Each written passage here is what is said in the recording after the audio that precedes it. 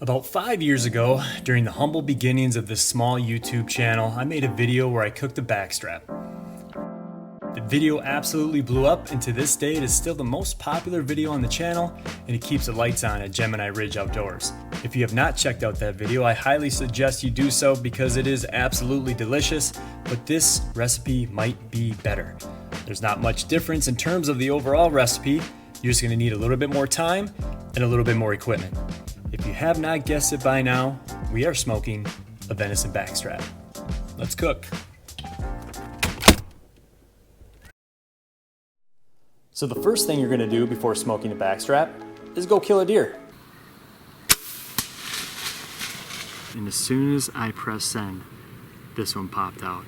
Now with any video that I make wild game in, I always mention that making wild game meat taste good starts immediately after the kill, from the field dressing process to the butchering process, and then the preservation of the meat. Now the last couple of years, we have been doing what we call the double bag technique, where we wrap the meat in plastic cellophane and then vacuum seal it. The meat is going to last a long time, longer than I care to say.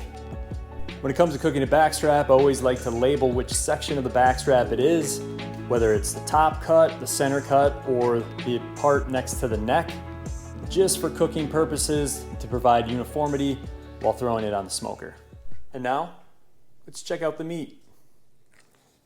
So we've got two pretty uniform pieces of meat. Clean them up pretty much all the way before I vacuum sealed them. One thing I've been also doing with the backstraps is keeping on that silver skin. If for some reason you have a bag break, that silver skin is going to offer another layer of protection. So when you do take that off before you cook it, it'll be perfect red meat underneath.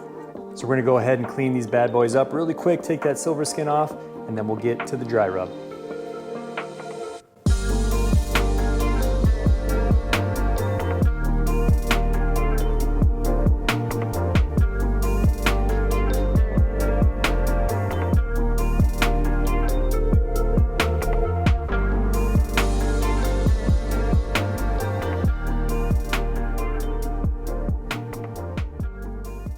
All right, so we got two pieces of uniform meat.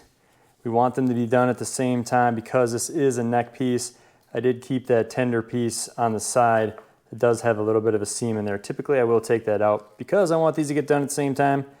We're gonna keep that in there for today. We're gonna head out to the smoker. We're gonna fire that up. We'll come back in, dry rub these bad boys, and then we'll get to cooking.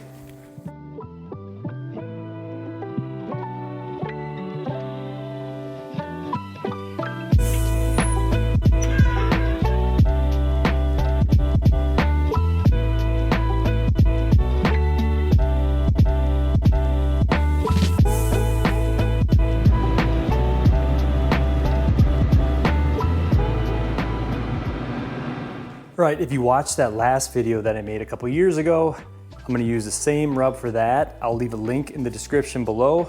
And then for the other backstrap, I'm gonna use good old-fashioned SPG, salt, pepper, and garlic powder. So the first thing you wanna do is make sure you pad dry these bad boys so we get a good stick for the dry rub. We're going salt first. And this is a large chunk of meat, so get after it with the seasoning. And the pepper. And then finally the garlic powder. Don't be afraid to get a little bit on the edge because we're gonna roll this bad boy in there. Then we're gonna repeat it. I can't wait for everybody saying, oh, that's too much seasoning. 2-inch piece of meat. And then I guess just season however you want. All right, here's that dry rub I was telling you about. This thing is fantastic. It's all the different spices that you find in any type of rub, really. But I think what sets it off is the cinnamon. Add that in, roll it around. Get every little crevice you possibly can. Now you could use like butcher twine and lattice these things so they're all nice and uniform. Now today I'm not gonna waste my time doing that because I find if I just bunch them up, just like this on the smoker, they cook nice and even. All right, before that salt starts pulling out moisture, let's go ahead and get these things on the smoker. Yeah.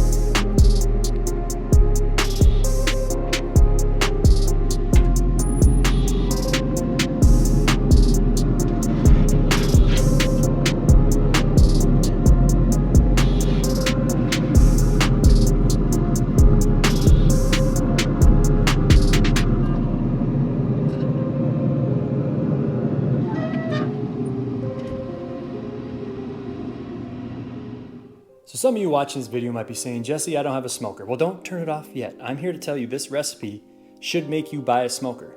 Besides all the other things you can do with a smoker, I am a man with a YouTube channel based around hunting, fishing, and cooking wild game.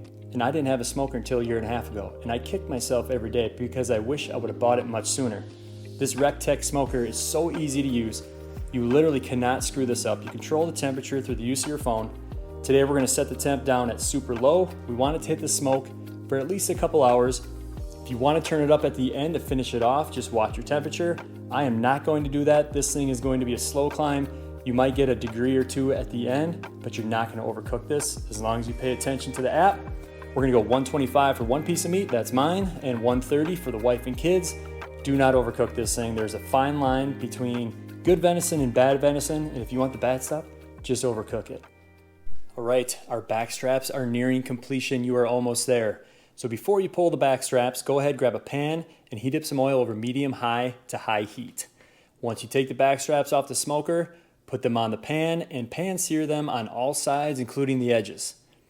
After that, you can let them rest for 5 to 10 minutes before slicing and serving. For me, today, I'm going to put some small pads of butter over the top of the back straps, topped with a little piece of rosemary to let that buttery goodness drench the meat while it rests.